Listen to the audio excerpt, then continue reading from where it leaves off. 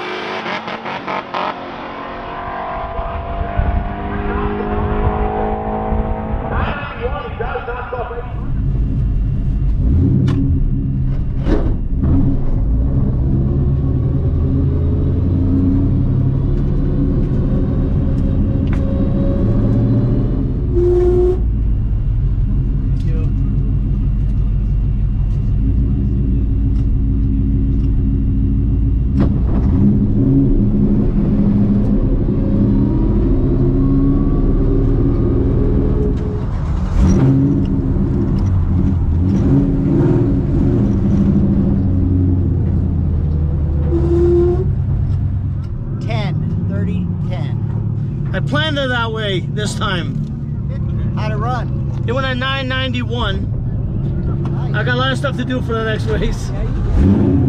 It's a good start for me. Yes, indeed. For an old man. You go check two. Okay. So talk to me, before we get into the car itself, talk to me about your emotions about being back at the track and running a heads-up class. It feels good, I'll be honest. I was so nervous. I don't know why. I told my wife, she goes, Joe, you've been doing this your whole life. I still get nervous, especially first round race or anytime, like racing against these guys. These guys are killer on everything. Like they do the same thing over and over. So you want to be competitive. Right now I know I'm not. So I'm in a fighting mode, but I don't have enough gun to compete with the rest of the fighters. You'll get there. So let's take a look at the car, Joe. Okay. Mercury Zephyr. It's a, what year is this? 78. It's a 78. The first year of the Foxbody. Correct. So aluminum bumpers. Aluminum right? bumpers, correct. Right, not too hard to get this thing to 3,000 pounds. No, it was easy. Had some ballast. Let's take a look at the engine. All right. So there you go. What gen is it? So this is a Gen 3 Coyote, and we're going to show you on this side, there's the caps. There's one right there. The intake, there's another one there. And of course the oil pan. And then everything else is like tricks.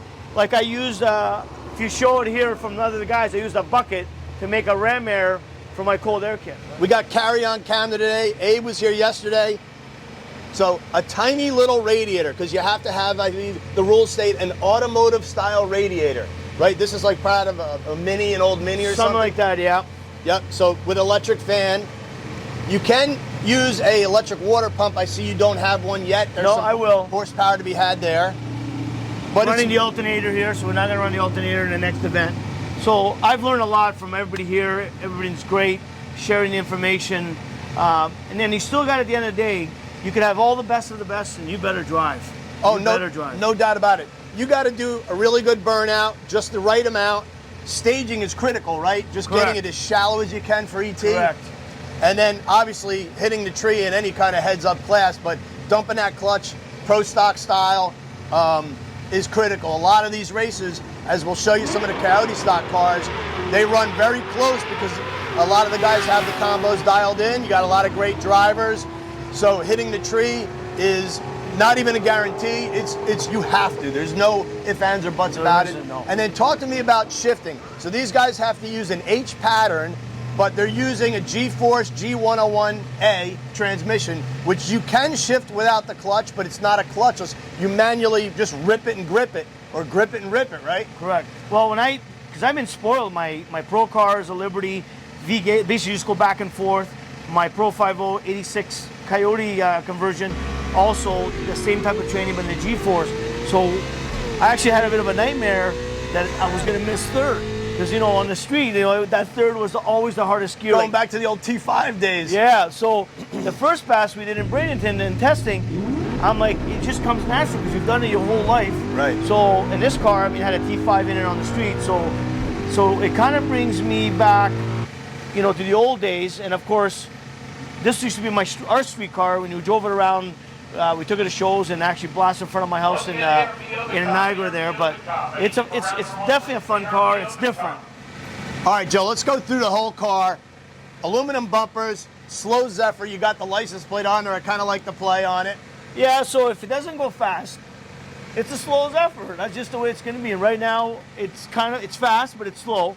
And it will be faster, but it's kind of something that actually my wife came up with the idea, Carrie. That's cool. And it's fun. I didn't think the car was going to work off the line. First test we done in Bradenton, right off the get-go, the car worked. I was there. Thing wheelied nice. Let's cruise around, and it fits your build because it's a four-eyed Foxbody. Correct. So just like your '86 Mustang. Tell us about the color, the wheel combo. So this is a color, and I don't know the exact name of it. So this is off the 08 GT. Rob, who works at the shop, he has an 08 GT, so I took the color code. So we wanted something that wasn't too flashy, but it has like little sparkles in it. I don't know, you'll probably see it up close, but. Yep, running strange brakes, race star wheels, and it's a box top, right? Correct. You gotta love the box top. It's all square and whatnot. Super lightweight. You got the faux wood. on the dash, so you're riding in class and style. Joe, why don't you go hop in the other side? Let's take us through a run. So Joe, first of all, you said you made this car to feel like you're 86. What does that mean? So when I sit in it, the seating position is exactly the same as my 86. The dash, everything, even a monster tack. So I made it so it looked exactly and felt, because if you don't feel good in a race car, you're never going to be comfortable in it. So the way I've done it, it's perfect for me. So if you were to blindfold me and throw me one or the other, I wouldn't know which car I'm in. Nice. Take us through a run. What do you do? So basically, you burn out, you go through the water, you spin it, shift second gear, pump the brake, hit the line lock there, basically rev it up to the moon, let the clutch out. On these tires, like a small burnout, so just a nice burnout. Put the clutch back in, put it back in first, basically get pre-staged there, hit the brake a little bit, put a little bit of pressure on the brake, stage the car, hit it to the floor, rev limiter, watch the lights, let the clutch out, first, second, third, fourth. Just like that, and the run's over, and hope you won. Cool. Now you got a funky little thing under the dashboard. Tell everybody what that's all about. So that's, I never knew about that. That's what I call a clutch tamer. And again, it's all new to me, so you can look at somebody else's and set up exactly the same, ain't gonna work on this car, or vice versa. So every car, the clutch releases a different position, different clutch. With us, with a McLeod clutch, so it's different. So what works for one car might not work for the other. Right. But it works, because I've been running, on my 86, I ran a Center Force dual friction out of the box for 11 GT, 11 to 17, and that worked. I mean, I went 990s with it, and it did the same thing until eventually the clutch wears out. You got to put a new one in and break it in before you go beat on it. But it with this one is a ceramic disc, so basically it's not going to wear as fast. Right now, I see you got that old school JVC stereo in there. What's that all about? Well, you got to listen to music when you go cruising with a wife, right? So, but it's just simple, old school, and I just want to basically give a shout out to Mark Lackas that at the time when he sold me the car, he was very sick, and he recovered. He's doing good. So, Mark, thank you for letting me have this car, and of course, big thanks to Dave at Team Z. Those guys really went above and beyond. Pro 5.0 shifters. Remember Joe? I still deal with Mike. I still sell the shifters. So a lot of great companies, Molly Slip, McLeod, UPR, Clean Flow. So many people that came on board to help me out, to support me at the races, because we're going to make some money while we're racing this thing. Yeah. Joe, talk to me about the rear suspension that you're running, the beautiful looking Race Star wheels, but too heavy on the beadlocks. Too heavy, so I thought it would be a great idea to change them at the track, the slicks. But you know what? Mickey Thompson's here to do the job for us, so we don't need that. But I've had it in my race car. Strange axles, 35 spline with, of course, a spool, right, and a 456 that's actually too much gear for a good weather like today. Right, okay. Are you running a 9-inch or an 8.8? We're running a 9-inch, so I wanted to have something that we can interchange the carriers, right, make it easier, and then, of course, I got carriers from my other race car, so we could interchange. Right, and the rear suspension's Team Z, you said? So Team Z, and believe it or not, I have a set, and it's, we could probably, so the way they did the anti-sway bar, they put it inside the car, because the car's so slim, so you have lots of adjustment for the anti-sway bar. So it's right back there. Yep. Of course, a Walbro fuel pump, and of course, filter, fuel cell. Yeah, nice simple layout, because in a race car, like, you want show quality stuff. You've always had nice stuff, but you got to be able to work on it at the track. Correct. And of course, we, believe it or not, we have a set of probably Cougar rear springs, because the Zephyr sits completely different. So Team Z gave me springs for the back, while the car literally sat on the slicks. Right. So I grabbed a set of springs I had upstairs. They're still rusty. I got to clean them up. It's embarrassing, but we kind of slapped it together. And what shocks are you running? So we're running Q&As all the way around. Nice. Double adjustment. That is awesome, Joe. I can't wait to see this guy run this weekend. It's Sunday morning. It's race day. It's nice and cool out. Joe, where can everybody find you on the internet? Okay, so basically, you can follow us now on our new Pro 5.0, spell out the 5.0, on YouTube. Of course, the Silver Racing Facebook, and we're everywhere, I guess. But I wanted to say something about Evan. I hope you don't mind. Go ahead. So You guys think he's just a photographer doing videos. I went to his house a couple days ago, got invited. This guy has 18 Wallies. I don't even have one. So when people look at him like, what does he know? This guy's raced everything from everything and has 18 NHRA Wallies. Congrats. I was blown away. I did a lot of years of racing my Foxbody Mustang. People probably remember it. Some people do. The old guard does from the Muscle Mustangs days. You remember, but it's not something I always bragged about. I always just tried to tell the story and tell the story of you guys and what you guys were doing in the Mustang hobby. Tried to kind of lay low a little bit, and I still got the car though. I may bring it back out. So he calls every legends. He's the legend because the guy has 18 Wallies. I tried to steal one. I got caught at the door by his wife. So awesome, Joe. Thank you, Evan. So everybody, thank you for watching the channel. Please make sure you subscribe. We're going to be out all summer long at racetracks across America and maybe across the world. We might get up to Canada. Joe's got some big shows. We're going to do all kinds of fun stuff. Please leave a comment. Let us know what you want to see because we're here for you. Have yourself a great day.